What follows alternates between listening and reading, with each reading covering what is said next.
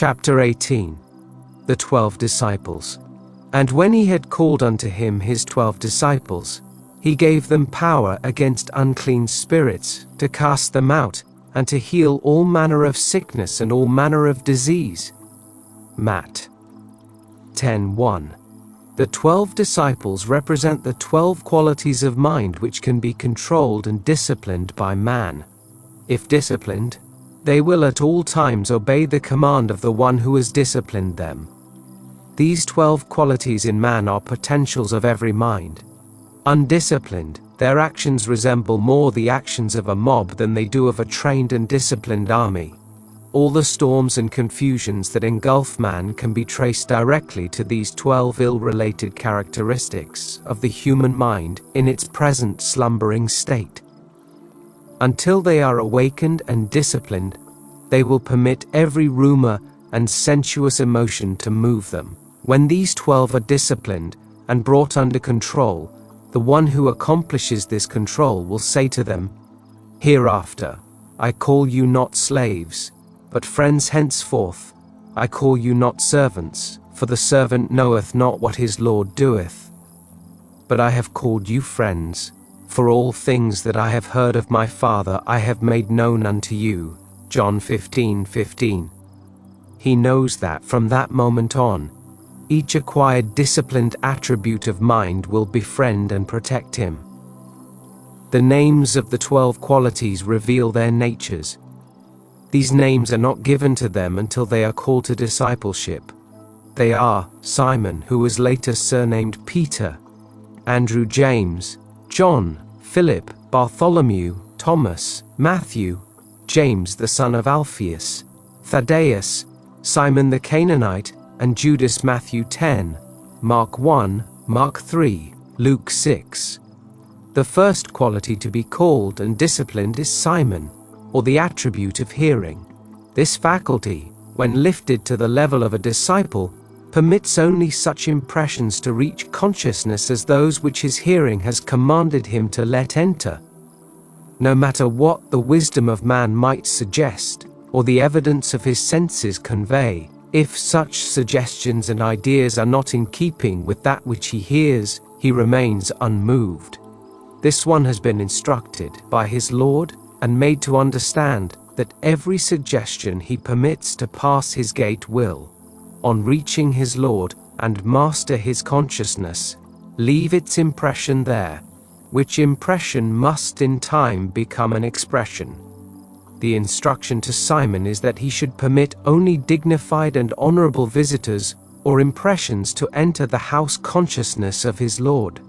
No mistake can be covered up or hidden from his master, for every expression of life tells his Lord whom he consciously or unconsciously entertained. When Simon, by his works, proves himself to be a true and faithful disciple, then he receives the surname of Peter, or the Rock, the unmoved disciple, the one who cannot be bribed or coerced by any visitor. He is called by his Lord Simon Peter, the one who faithfully hears the commands of his Lord, and besides which commands he hears not. It is this Simon Peter who discovers the "I am to be Christ," and for his discovery is given the keys to heaven, and is made the foundation stone upon which the temple of God rests.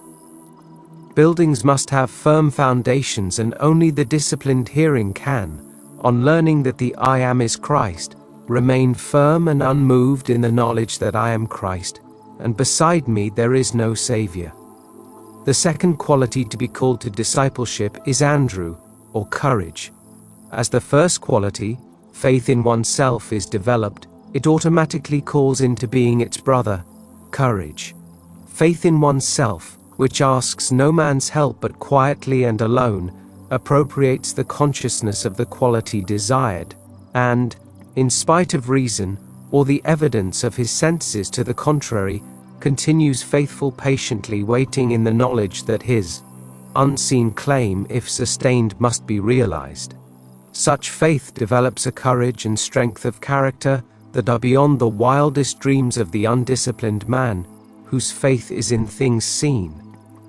The faith of the undisciplined man cannot really be called faith, For if the armies, medicines, or wisdom of man, in which his faith is placed, be taken from him, his faith and courage go with it.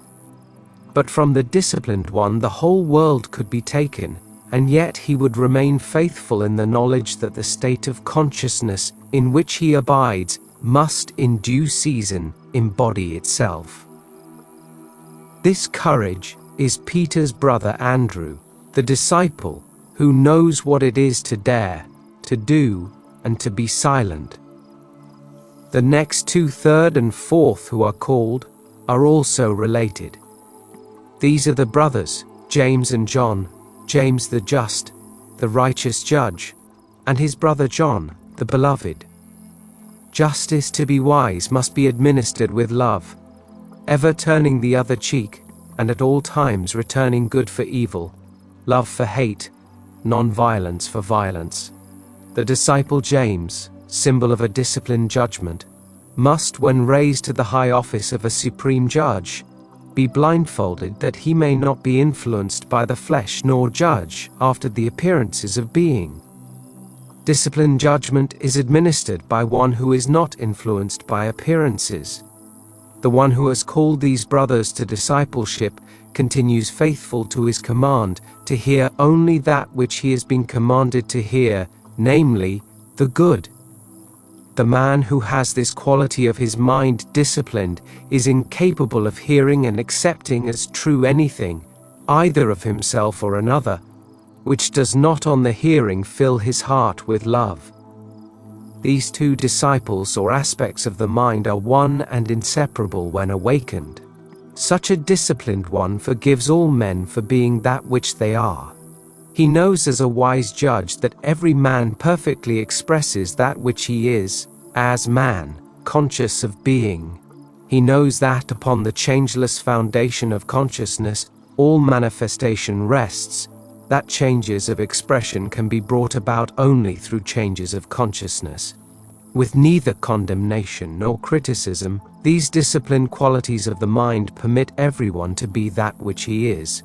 However, although allowing this perfect freedom of choice to all, they are nevertheless ever watchful to see that they themselves prophesy and do, both for others and themselves, only such things which when expressed glorify, dignify, and give joy to the expresser.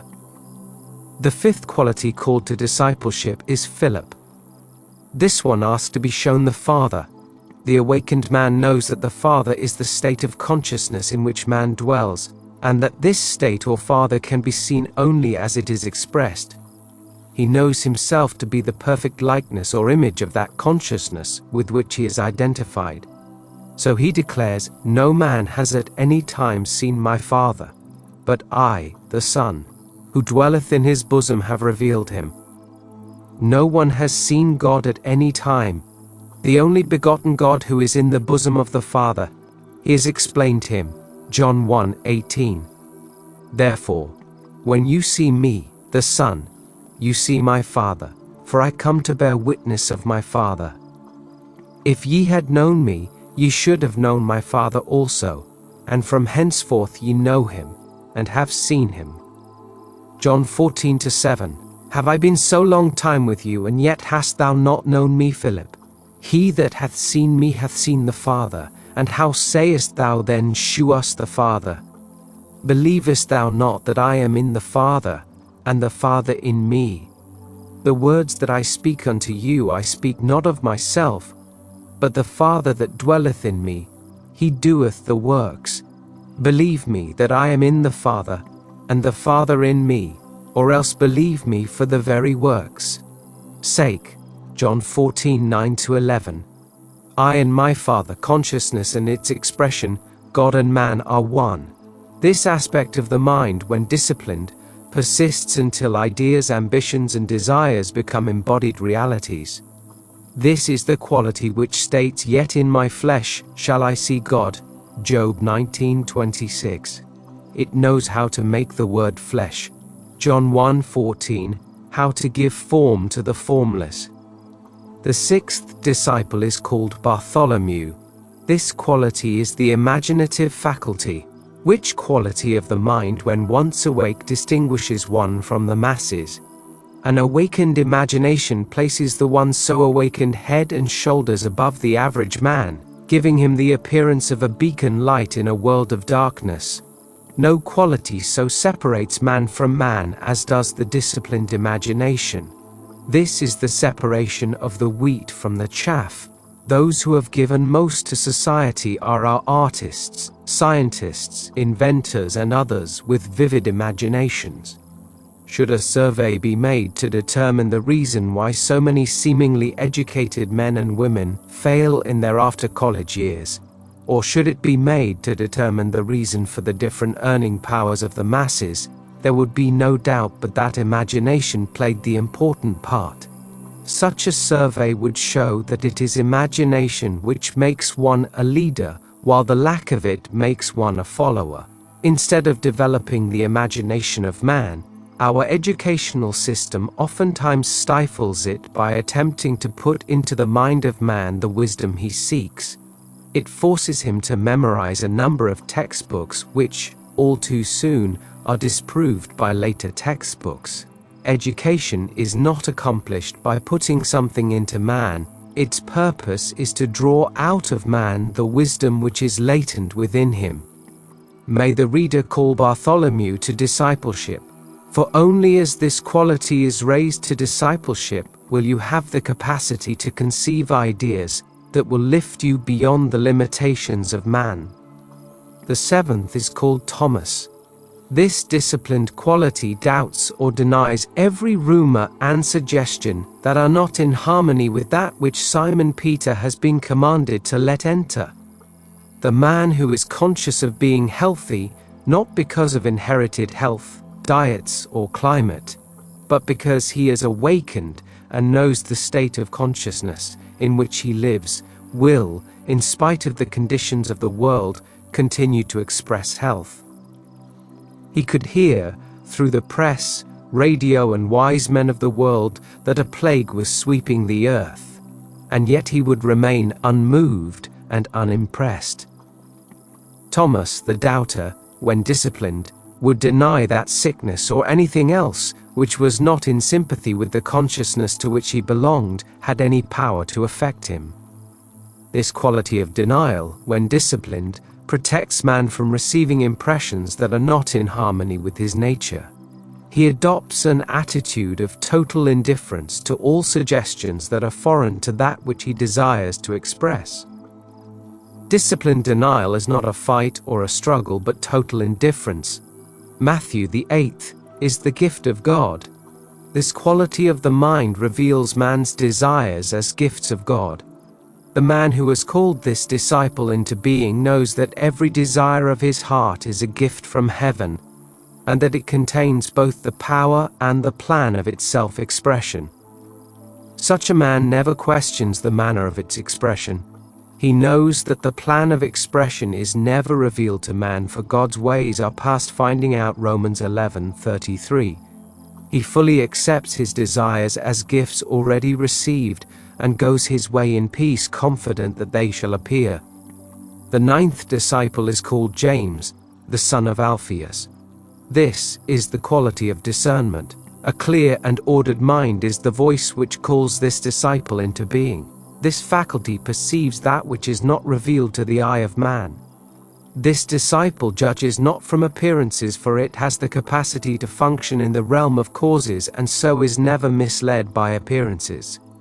Clairvoyance is the faculty which is awakened when this quality is developed and disciplined, not the clairvoyance of the mediumistic, seance rooms, but the true clairvoyance or clear seeing of the mystic. That is, this aspect of the mind has the capacity to interpret that which is seen. Discernment, or the capacity to diagnose, is the quality of James the son of Alphaeus. Thaddeus, the 10th, is the disciple of praise, a quality in which the undisciplined man is woefully lacking.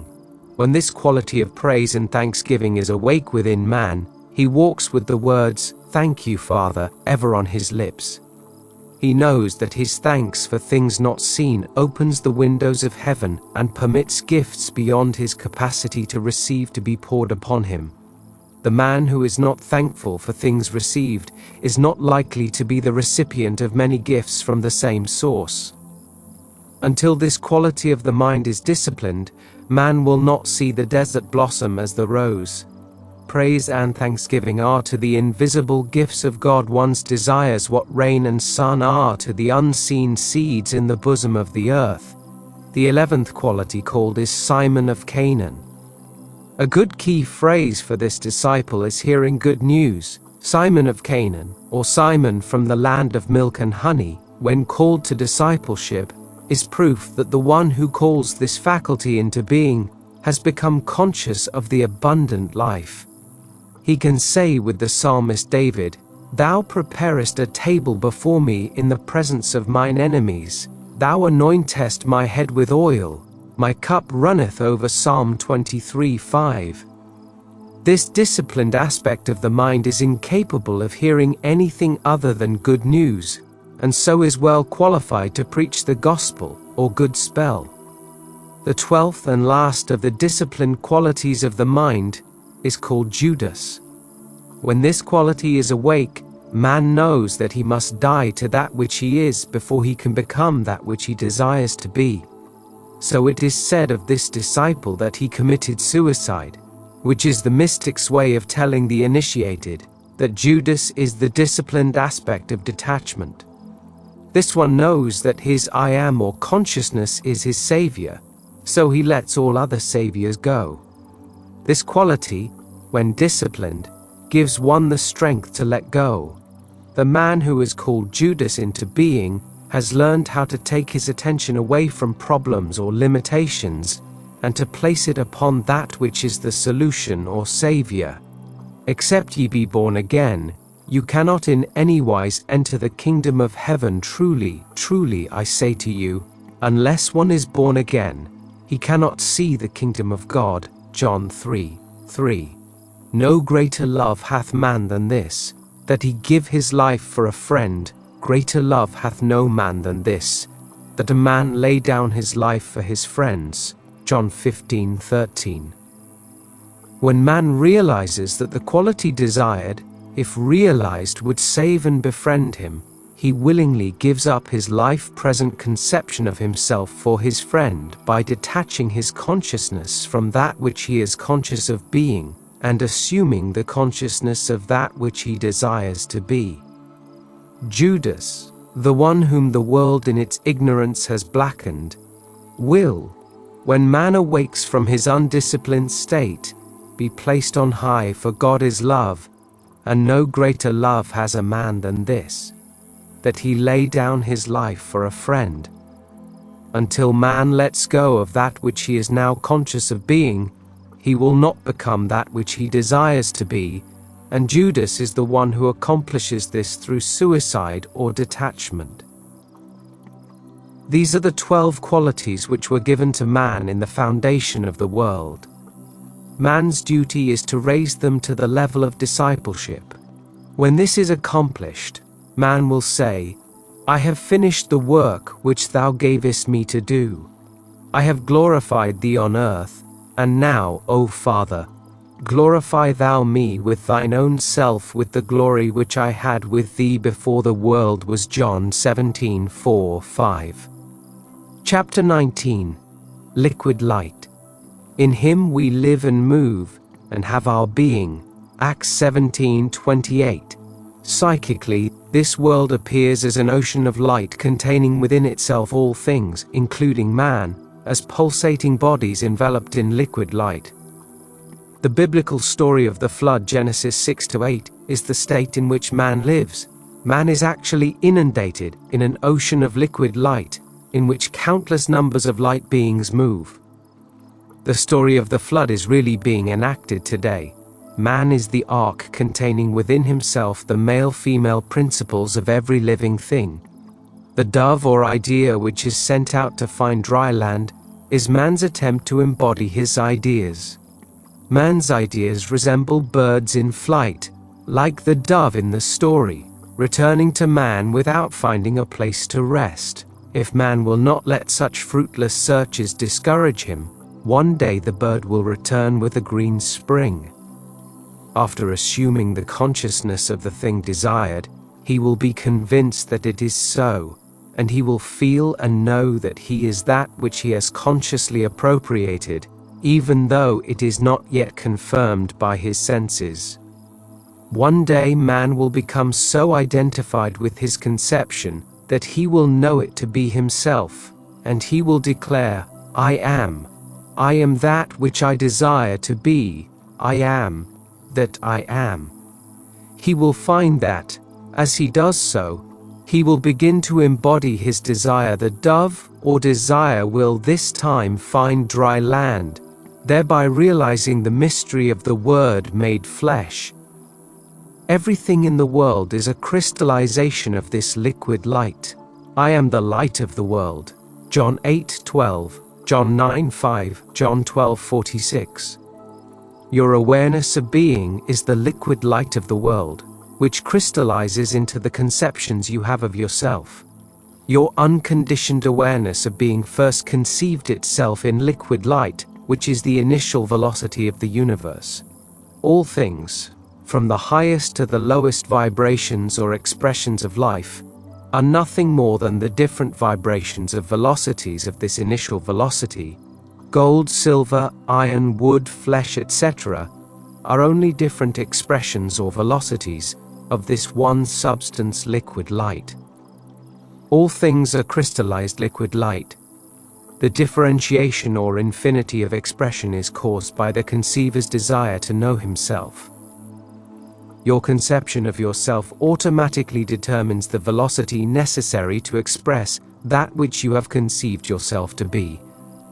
The world is an ocean of liquid light in countless different states of crystallization. Chapter 20. The Breath of Life. Then the Lord God formed man of dust from the ground, and breathed into his nostrils the breath of life, and man became a living being. Genesis 2:7. As thou knowest not what is the way of the Spirit, nor how the bones do grow in the womb of her that is with child, even so thou knowest not the works of God who maketh all, just as you don't know how the breath of life enters the limbs of a child within its mother's womb. You also don't understand how God, who made everything, works. Ecclesiastes 11:5. And it came to pass after these things, that the son of the woman, the mistress of the house, fell sick, and his sickness was so sore that there was no breath left in him. Kings 17:17.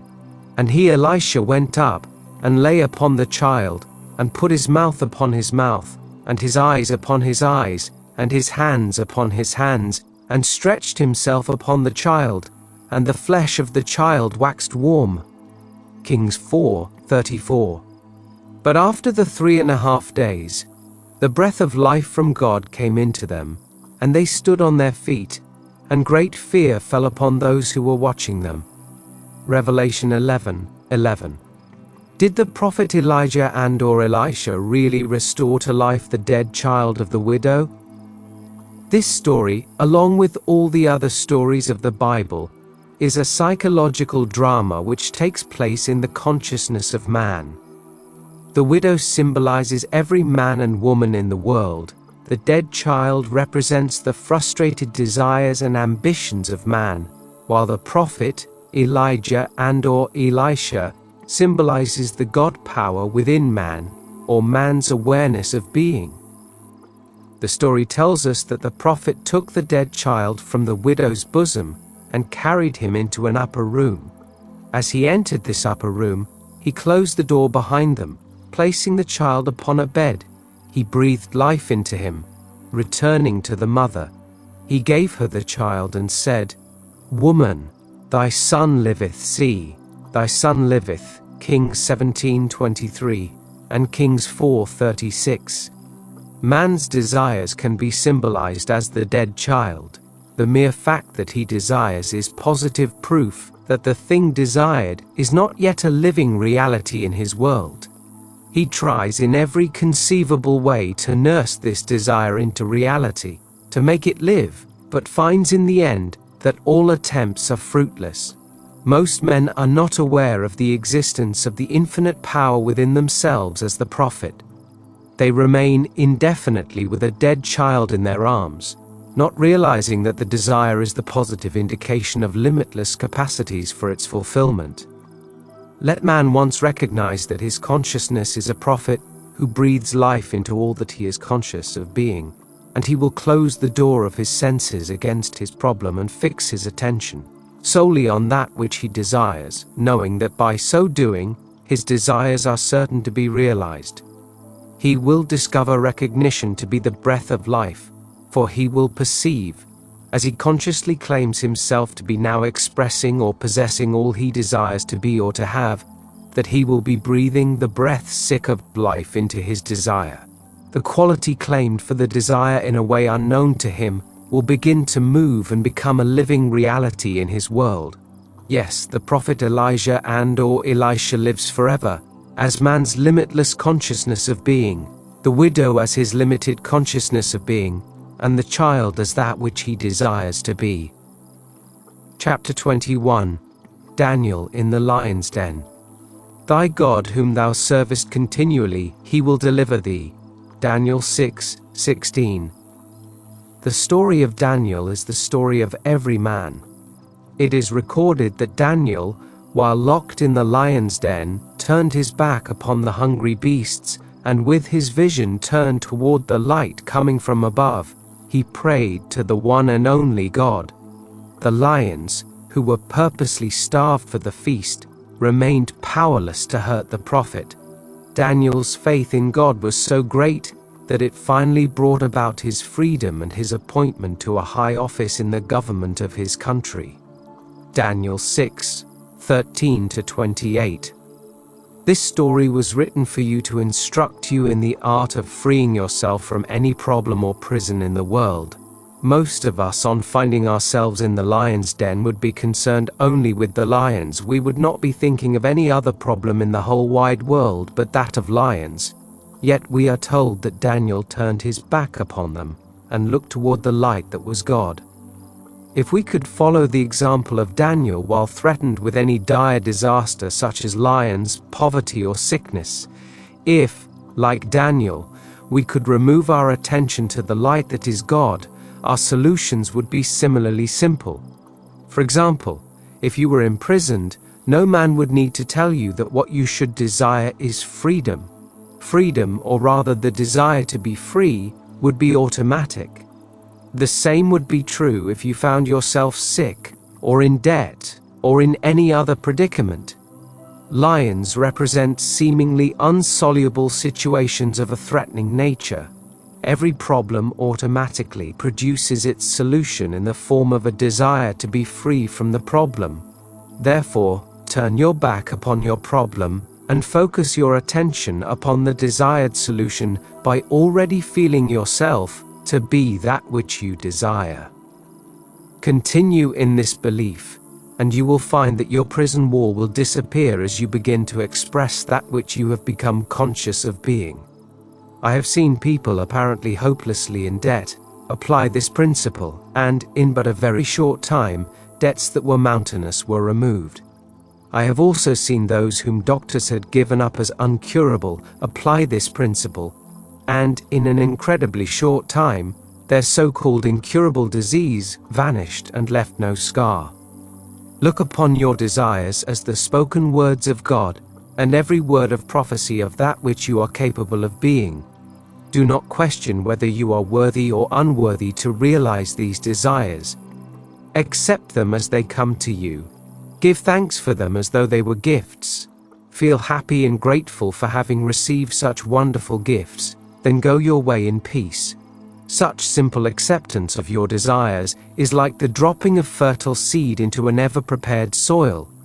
When you drop your desire in consciousness as a seed, confident that it shall appear in its full-blown potential, you have done all that is expected of you.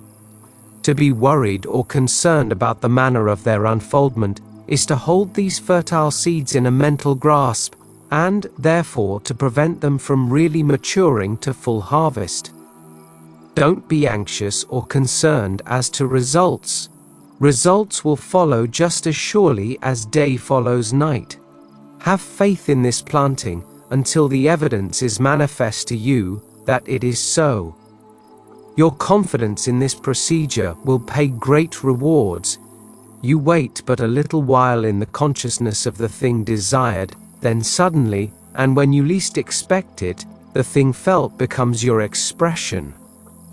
Life is no respecter of persons. Acts 10:34, Romans 2:11, and destroys nothing, it continues to keep alive that which man is conscious of being. Things will disappear only as man changes his consciousness. Deny it if you will, it still remains a fact. The consciousness is the only reality, and things but mirror that which you are conscious of being. The heavenly state you seek will be found only in consciousness, for the kingdom of heaven is within you. Your consciousness is the only living reality, the eternal head of creation. That which you are conscious of being is the temporal body that you wear. To turn your attention from that which you are aware of being is to decapitate that body. But, just as a chicken or snake continues to jump and throb for a while after its head has been removed, likewise qualities and conditions appear to live for a while after your attention has been taken from them. Man, not knowing this law of consciousness, constantly gives thought to his previous habitual conditions and, through being attentive to them, places upon these dead bodies the eternal head of creation. Thereby he reanimates and re-resurrects them. You must leave these dead bodies alone, and let the dead bury the dead. Matthew 8:22, Luke 9:60.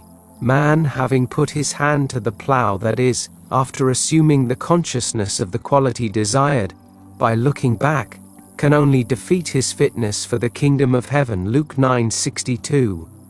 As the will of heaven is ever done on earth, you are today in the heaven that you have established within yourself, for here on this very earth your heaven reveals itself.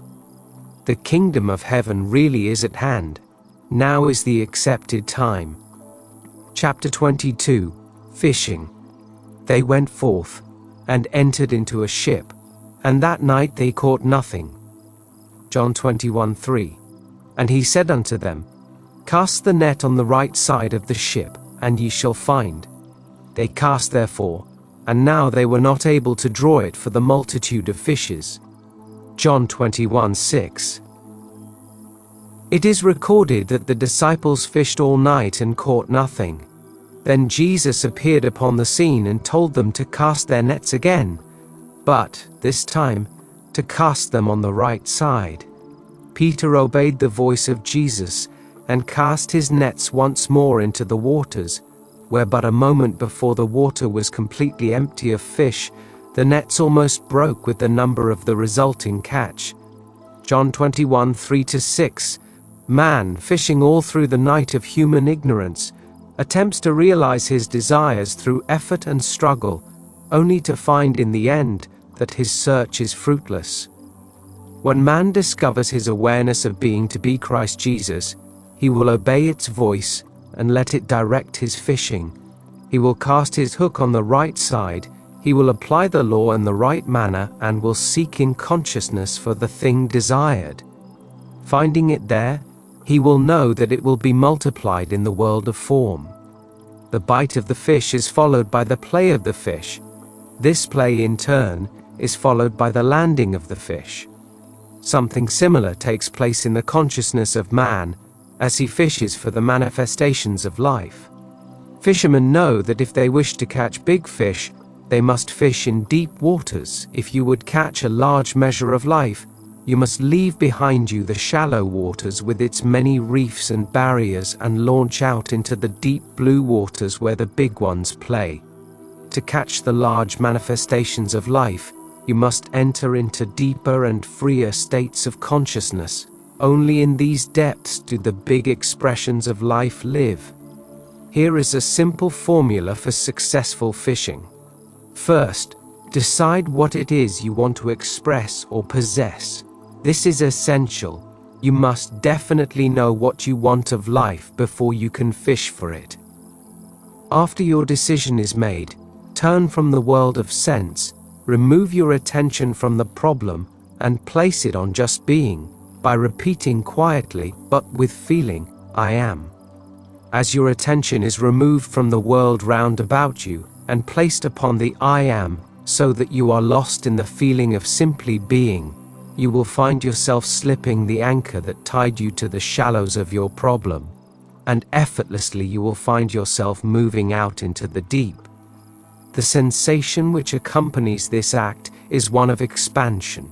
You will feel yourself rise and expand as though you were actually growing. Do not be afraid of this floating, growing experience, for you are not going to die to anything but your limitations. However, your limitations are going to die as you move away from them, for they live only in your consciousness.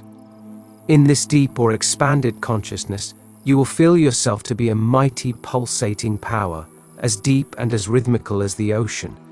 This expanded feeling is the signal that you are now in the deep blue waters where the big fish swim. Suppose the fish you decided to catch were health and freedom.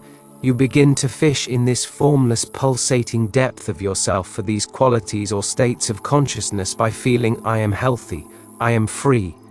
You continue claiming and feeling yourself to be healthy and free until the conviction that you are so possesses you. As the conviction is born within you, so that all doubts pass away and you know and feel that you are free from the limitations of the past, you will know that you have hooked these fish. The joy which courses through your entire being on feeling that you are that which you desired to be is equal to the thrill of the fisherman as he hooks his fish. Now comes the play of the fish. This is accomplished by returning to the world of the senses. As you open your eyes on the world round about you, the conviction and the consciousness that you are healthy and free should be so established within you that your whole being thrills in anticipation. Then, as you walk through the necessary interval of time that it will take the things felt to embody themselves, you will feel a secret thrill in knowing that in a little while that which no man sees, but that which you feel and know that you are, will be landed. In a moment, when you think not, while you faithfully walk in this consciousness, you will begin to express and possess that which you are conscious of being and possessing, experiencing with the fisherman the joy of landing the big one. Now, go and fish for the manifestations of life by casting your nets in the right side. Chapter 23. Be ears that hear. Let these sayings sink down into your ears. For the Son of Man shall be delivered into the hands of men. Luke 9:44. Let these sayings sink down into your ears.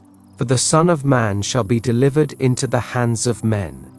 Be not as those who have eyes that see not, and ears that hear not. Let these revelations sink deep into your ears, for after the Son idea is conceived, man with his false values reason will attempt to explain the why and wherefore of the Son's expression, and in so doing, will rend him to pieces. After men have agreed that a certain thing is humanly impossible and therefore cannot be done, let someone accomplish the impossible thing. The wise ones who said it could not be done will begin to tell you why and how it happened, after they are all through tearing the seamless robe. John 19:23. Cause of manifestation apart, they will be as far from the truth as they were when they proclaimed it impossible. As long as man looks for the cause of expression in places other than the expresser, he looks in vain. For thousands of years man has been told, I am the resurrection and the life. John 11:25. No manifestation cometh unto me save I draw it. John 6:44. But man will not believe it. He prefers to believe in causes outside of himself. The moment that which was not seen becomes seen, man is ready to explain the cause and purpose of its appearance. Thus, the Son of Man idea desiring manifestation is constantly being destroyed at the hands of reasonable explanation or wisdom man. Now that your awareness is revealed to you as cause of all expression, Do not return to the darkness of Egypt with its many gods. There is but one God. The one and only God is your awareness, and all the inhabitants of the earth are reputed as nothing. And he doeth according to his will in the army of heaven, and among the inhabitants of the earth, and none can stay his hand, or say unto him, What doest thou? All the inhabitants of the earth are accounted as nothing, but he does according to his will in the host of heaven, and among the inhabitants of earth, and no one can ward off his hand or say to him, What have you done? Daniel 4:35. If the whole world should agree that a certain thing could not be expressed, and yet you became aware of being that which they had agreed could not be expressed, you would express it. Your awareness never asks permission to express that which you are aware of being. It does so, naturally and without effort, in spite of the wisdom of man and all opposition. Salute no man by the way, carry no money belt, no bag, no shoes, and greet no one on the way. Luke 10:4, 2 Kings 4:29. This is not a command to be insolent or unfriendly, but a reminder not to recognize a superior, not to see in anyone a barrier to your expression. None can stay your hand or question your ability to express that which you are conscious of being. Do not judge after the appearances of a thing. For all are as nothing in the eyes of God, all the nations are as nothing before him. They are regarded by him as less than nothing and meaningless. Isaiah 40:17. When the disciples through their judgment of appearances saw the insane child, Mark 9:17-29, Luke 9:37-43, they thought it a more difficult problem to solve than others they had seen, and so they failed to achieve a cure. In judging after appearances, they forgot that all things were possible to God. Matthew 19:26, Mark 10:27. Hypnotized as they were by the reality of appearances, they could not feel the naturalness of sanity. The only way for you to avoid such failures is to constantly bear in mind that your awareness is the Almighty, the all-wise presence. Without help, this unknown presence within you effortlessly outpictures that which you are aware of being. Be perfectly indifferent to the evidence of the senses, so that you may feel the naturalness of your desire, and your desire will be realized.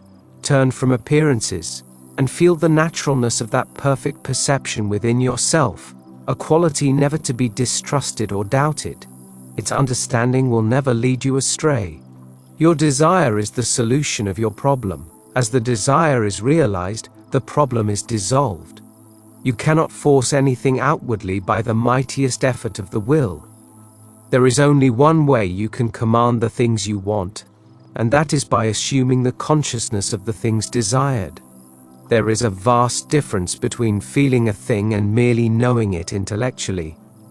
You must accept without reservation the fact that by possessing feeling a thing in consciousness, you have commanded the reality that causes it to come into existence in concrete form. You must be absolutely convinced of an unbroken connection between the invisible reality and its visible manifestation. Your inner acceptance must become an intense, unalterable conviction, which transcends both reason and intellect, renouncing entirely any belief in the reality of the externalization, except as a reflection of an inner state of consciousness. When you really understand and believe these things, you will have built up so profound a certainty that nothing can shake you. Your desires are the invisible realities which respond only to the commands of God. God commands the invisible to appear by claiming himself to be the thing commanded. He made himself equal with God, and found it not robbery to do the works of God. Philippians 2:6. Now let this saying sink deep in your ear. Be conscious of being that which you want to appear. Chapter 24. Clairvoyance. Having eyes see ye not, and having ears hear ye not, and do ye not remember? Mark 8:18. True clairvoyance rests not in your ability to see things beyond the range of human vision, but rather in your ability to understand that which you see. A financial statement can be seen by anyone, but very few can read a financial statement. The capacity to interpret the statement is the mark of clear seeing or clairvoyance. That every object, both animate and inanimate, is enveloped in a liquid light which moves and pulsates with an energy far more radiant than the objects themselves. No one knows better than the author. But he also knows that the ability to see such auras is not equal to the ability to understand that which one sees in the world around about him. To illustrate this point, here is a story with which the whole world is familiar, yet only the true mystic or clairvoyant has ever really seen it. Synopsis. The story of Dumas's Count of Monte Cristo is, to the mystic and true clairvoyant, the biography of every man. Edmond Dantes, a young sailor, finds the captain of his ship dead. Taking command of the ship in the midst of a storm-swept sea, he attempts to steer the ship into a safe anchorage. Commentary. Life itself is a storm-swept sea, with which man wrestles as he tries to steer himself into a haven of rest. On Dantes is a secret document which must be given to a man he does not know, but who will make himself known to the young sailor in due time. Commentary. Within every man is the secret plan that will set free the mighty emperor within himself. As Dantes reaches port, three men who by their flattery and praise have succeeded in worming their way into the good graces of the present king, fearing any change that would alter their positions in the government, have the young mariner arrested and committed to the catacombs. Commentary. Man in his attempt to find security in this world is misled by the false lights of greed, vanity and power. Most men believe that fame, great wealth or political power would secure them against the storms of life. So they seek to acquire these as the anchors of their life, only to find that in their search for these they gradually lose the knowledge of their true being. If man places his faith in things other than himself, that in which his faith is placed will in time destroy him, at which time he will be as one imprisoned in confusion and despair. Here in this tomb, Dantes is forgotten and left to rot. Many years pass. Then one day Dantes, who is by this time a living skeleton, hears a knock on his wall. Answering this knock, he hears the voice of one on the other side of the stone. In response to this voice, Dantes removes the stone and discovers an old priest who has been in prison so long that no one knows the reason for his imprisonment or the length of time he has been there. Commentary. After years of disappointment, man turns from these false friends, and he discovers within himself the Ancient One, his awareness of being, who has been buried since the day he first believed himself to be man and forgot that he was God. The old priest had spent many years digging his way out of this living tomb, only to discover that he had dug his way into Dantes' tomb. He then resigns himself to his fate and decides to find his joy and freedom by instructing Dantes in all that he knows concerning the mysteries of life and to aid him to escape as well. Dantes at first is impatient to acquire all this information, but the old priest, with infinite patience garnered through his long imprisonment, shows Dantes how unfit he is to receive this knowledge in his present, unprepared, anxious mind. So, with philosophic calm, he slowly reveals to the young man the mysteries of life and time. Commentary. This revelation is so wonderful that when man first hears it, he wants to acquire it all at once, but he finds that, after numberless years spent in the belief of being man, he has so completely forgotten his true identity that he is now incapable of absorbing this memory all at once. He also discovers that he can do so only in proportion to his letting go of all human values and opinions. As Dantes ripens under the old priest's instructions, the old man finds himself living more and more in the consciousness of Dantes. Finally, he imparts his last bit of wisdom to Dantes, making him competent to handle positions of trust. He then tells him of an inexhaustible treasure buried on the Isle of Monte Cristo. Commentary. As man drops these cherished human values, he absorbs more and more of the light, the old priest, until finally he becomes the light and knows himself to be the Ancient One. I am the light of the world. At this revelation, the walls of the catacomb, which separated them from the ocean above, cave in, crushing the old man to death. The guards, discovering the accident, sew the old priest's body into a sack and prepare to cast it out to sea. As they leave to get a stretcher, Dantes removes the body of the old priest and sews himself into the bag. The guards, unaware of this change of bodies, and believing him to be the old man, throw Dantes into the water. Commentary. The flowing of both blood and water in the death of the old priest is comparable to the flow of blood and water from the side of Jesus as the Roman soldiers pierced him.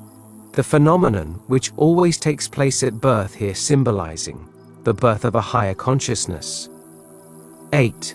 Dantes frees himself from the sack, goes to the Isle of Monte Cristo and discovers the buried treasure.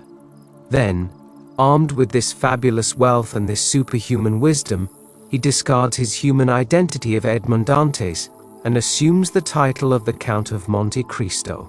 Commentary. Man discovers his awareness of being to be the inexhaustible treasure of the universe.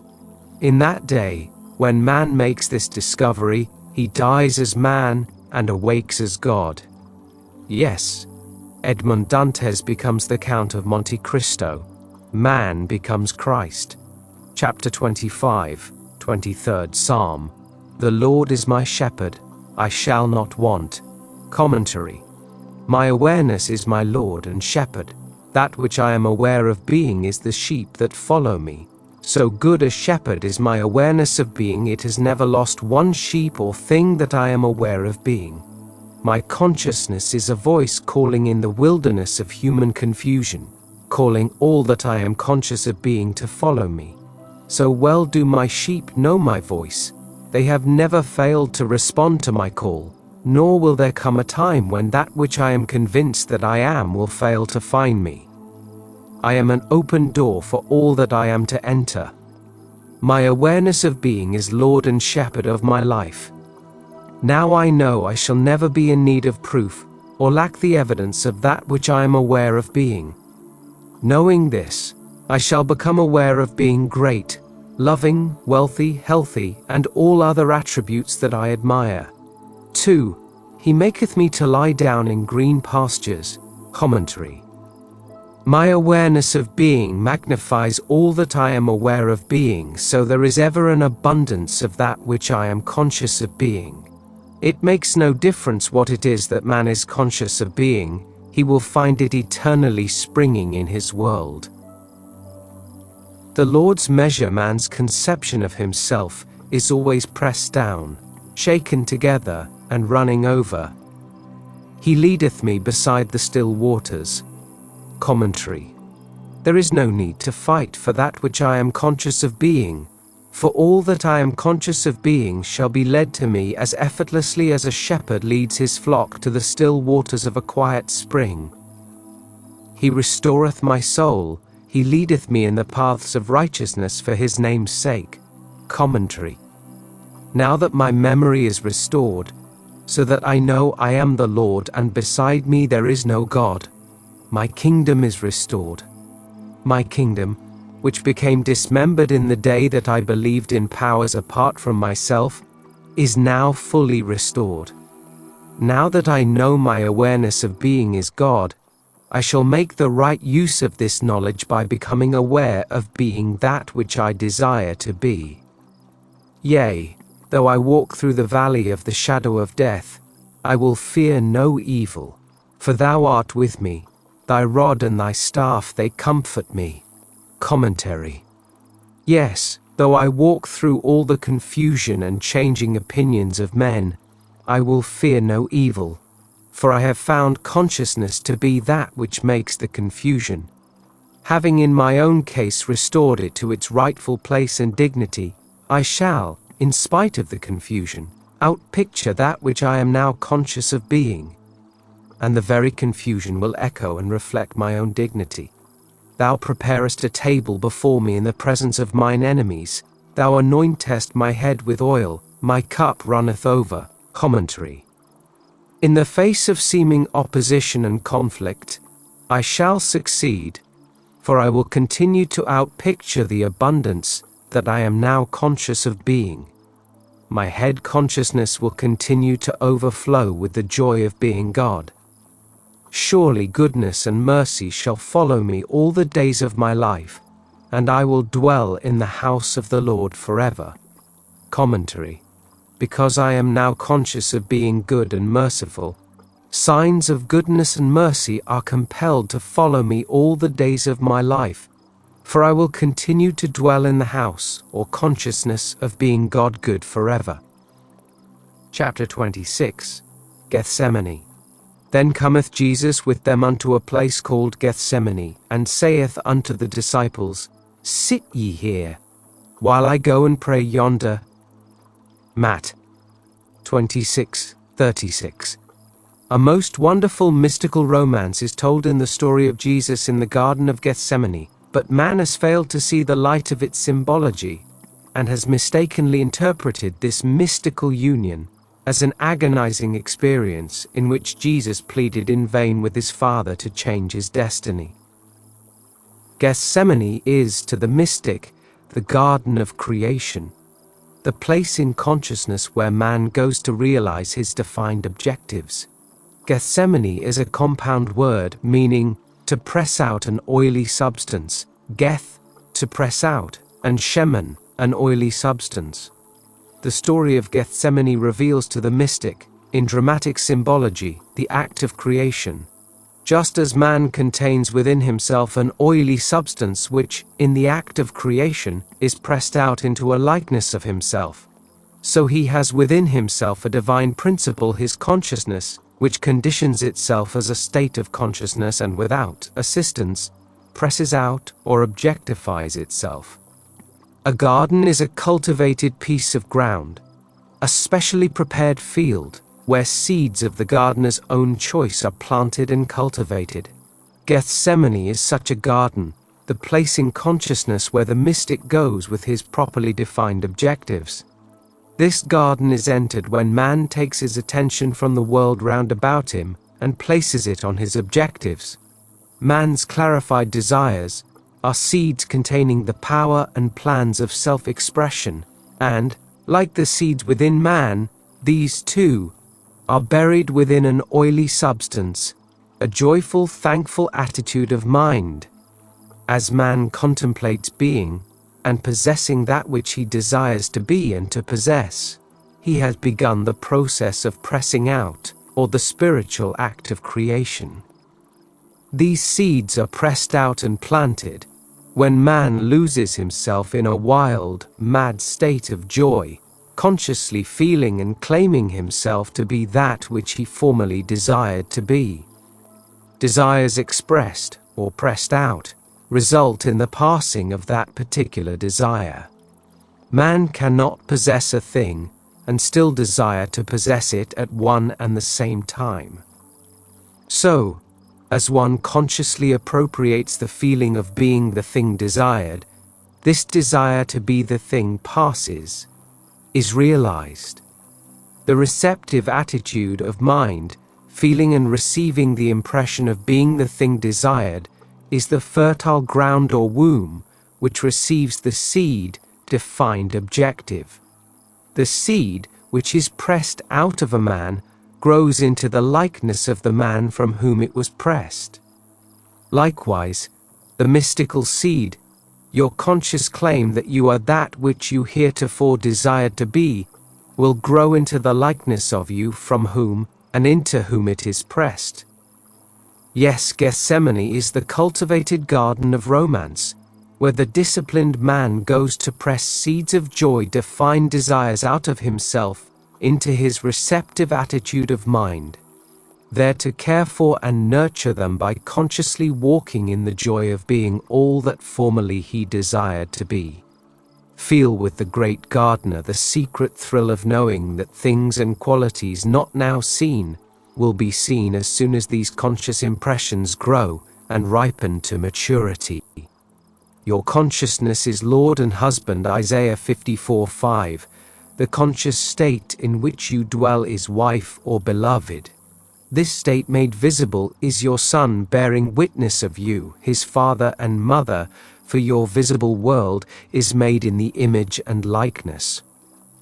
Genesis 2:26 of the state of consciousness in which you live, your world and the fullness thereof are nothing more or less than your defined consciousness objectified.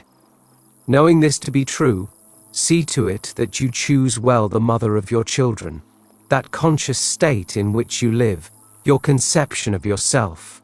The wise man chooses his wife with great discretion. He realizes that his children must inherit the qualities of their parents, and so he devotes much time and care to the selection of their mother. The mystic knows that the conscious state in which he lives is the choice that he has made of a wife, the mother of his children, that this state must in time embody itself within his world, so he is ever select in his choice and always claims himself to be his highest ideal. He consciously defines himself as that which he desires to be. When man realizes that the conscious state in which he lives is the choice that he has made of a mate, he will be more careful of his moods and feelings. He will not permit himself to react to suggestions of fear, lack, or any undesirable impression. Such suggestions of lack could never pass the watch of the disciplined mind of the mystic, for he knows that every conscious claim must in time be expressed as a condition of his world, of his environment. So, he remains faithful to his beloved, his defined objective, by defining and claiming and feeling himself to be that which he desires to express. Let a man ask himself if his defined objective would be a thing of joy and beauty if it were realized. If his answer is in the affirmative, then he may know that his choice of a bride is a princess of Israel, a daughter of Judah, for every defined objective which expresses joy, when realized, is a daughter of Judah, the King of praise. Jesus took with him into his hour of prayer his disciples, or disciplined attributes of mind, and commanded them to watch while he prayed, so that no thought or belief that would deny the realization of his desire might enter his consciousness. Follow the example of Jesus, who, with his desires clearly defined, entered the Garden of Gethsemane, the state of joy accompanied by his disciples, his disciplined mind, to lose himself in a wild joy of realization. The fixing of his attention on his objective was his command to his disciplined mind to watch and remain faithful to that fixation. Contemplating the joy that would be his on realizing his desire, he began the spiritual act of generation, the act of pressing out the mystical seed, his defined desire. In this fixation he remained, claiming and feeling himself to be that which he before he entered Gethsemane desired to be, until his whole being consciousness was bathed in an oily sweat joy resembling blood life. In short, until his whole consciousness was permeated with the living, sustained joy of being his defined objective. As this fixation is accomplished, so that the mystic knows by his feeling of joy that he has passed from his former conscious state into his present consciousness, the Passover or crucifixion is attained. This crucifixion or fixation of the new conscious claim is followed by the Sabbath, a time of rest.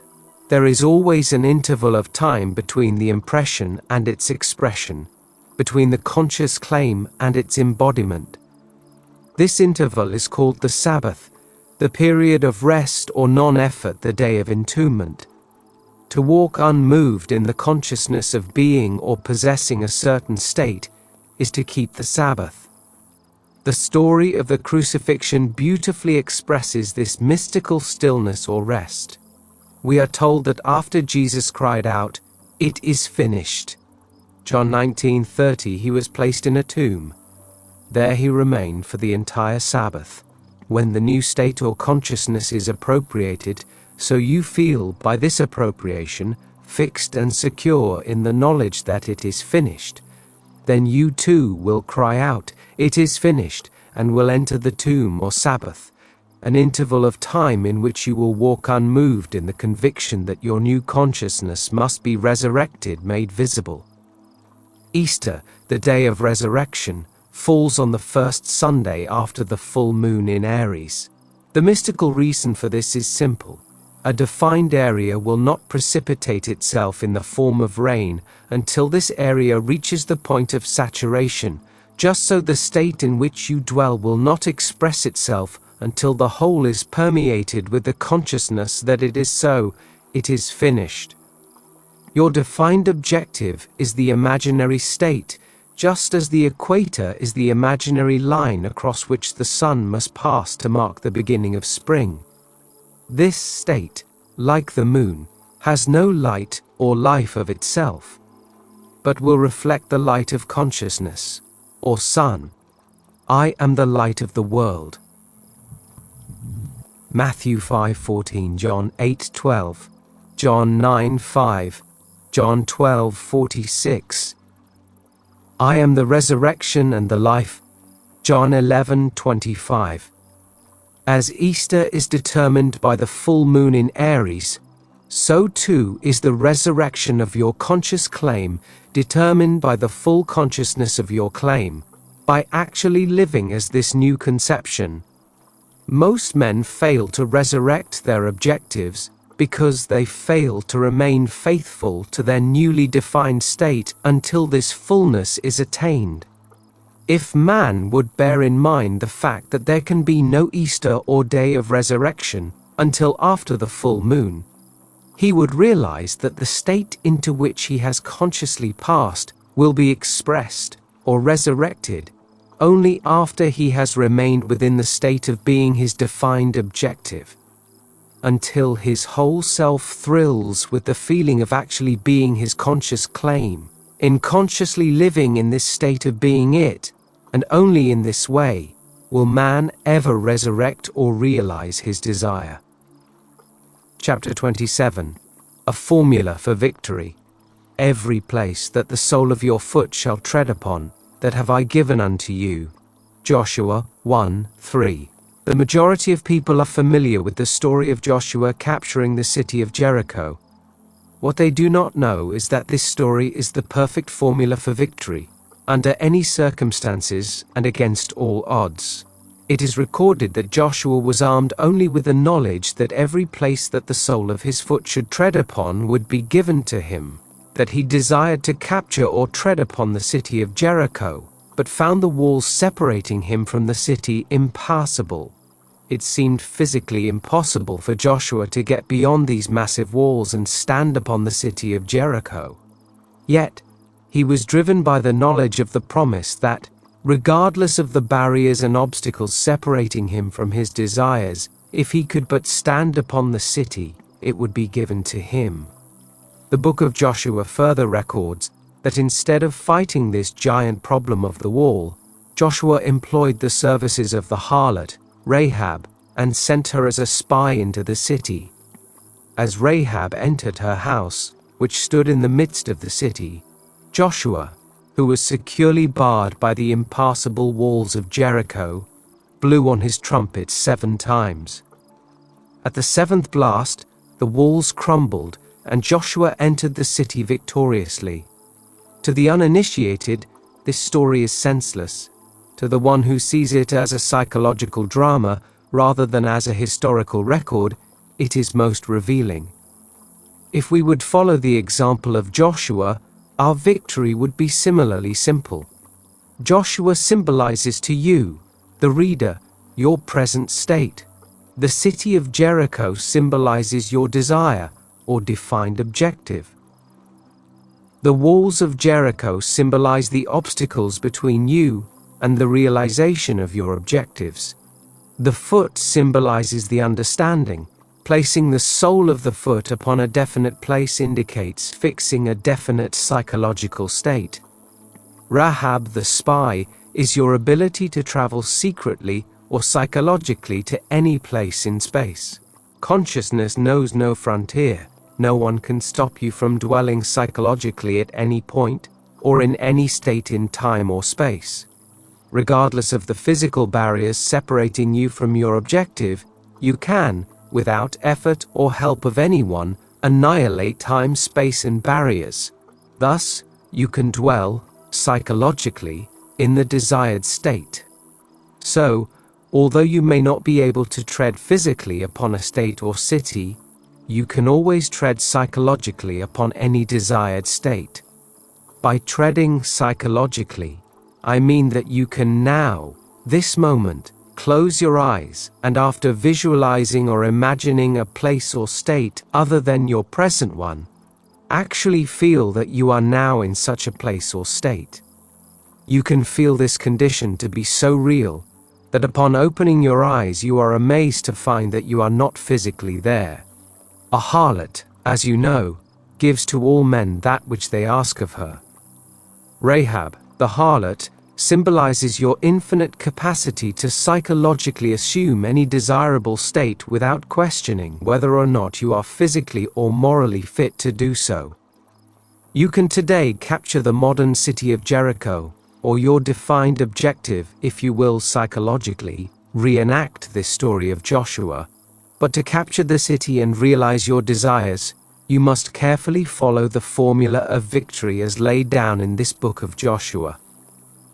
First, define your objective, not the manner of obtaining it, but your objective, pure and simple. Know exactly what it is you desire, so that you have a clear mental picture of it. Secondly, take your attention away from the obstacles which separate you from your objective and place your thought on the objective itself. Thirdly, close your eyes and feel that you are already in the city or state that you would capture. Remain within this psychological state until you get a conscious reaction of complete satisfaction in this victory. Then, by simply opening your eyes, return to your former conscious state. This secret journey into the desired state, with its subsequent psychological reaction of complete satisfaction, is all that is necessary to bring about total victory. This victorious psychical state will embody itself despite all opposition. It has the plan and power of self-expression. From this point forward, follow the example of Joshua, who, after psychologically dwelling in the desired state until he received a complete conscious reaction of victory, did nothing more to bring about this victory than to blow 7 times on his trumpet. The 7th blast symbolizes the 7th day, a time of stillness or rest, the interval between the subjective and objective states, a period of pregnancy or joyful expectancy. This stillness is not the stillness of the body, but rather the stillness of the mind, a perfect passivity which is not indolence but a living stillness born of trust in this immutable law of consciousness. Those not familiar with this law or formula for victory, in attempting to still their minds, succeed only in acquiring a quiet tension, which is nothing more than compressed anxiety. But you who know this law will find that after capturing the psychological state which would be yours if you were already victoriously and actually entrenched in that city, will move forward towards the physical realization of your desires. You will do this without doubt or fear, in a state of mind fixed in the knowledge of a pre-arranged victory. You will not be afraid of the enemy, because the outcome has been determined by the psychological state that preceded the physical offensive, and all the forces of heaven and earth cannot stop the victorious fulfillment of that state. Stand still in the psychological state defined as your objective until you feel the thrill of victory. Then, with confidence born of the knowledge of this law, watch the physical realization of your objective. Set yourself, stand still, and watch the salvation of the Lord with you. The end.